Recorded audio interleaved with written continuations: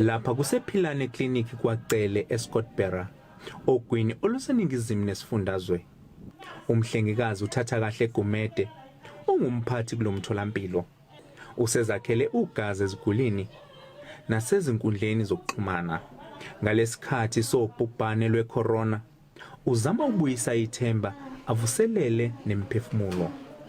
Uyaye acule, enze amahlaya, ngezinye izikhathi enze ukudla enzela iziguli zakhe.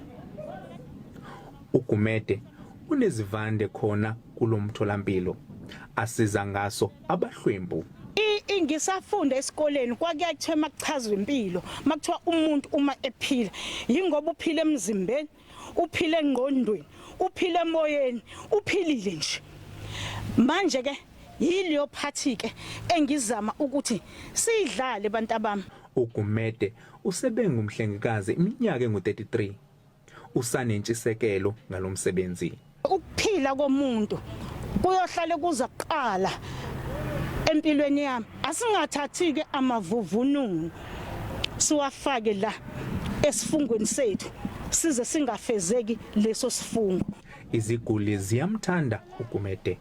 Umama uGumede usiphatha kahle kakhulu, ekubeni ngithanda nje amahlaya akhe ngoba uyahlekisa, unomusa, uyacule nje.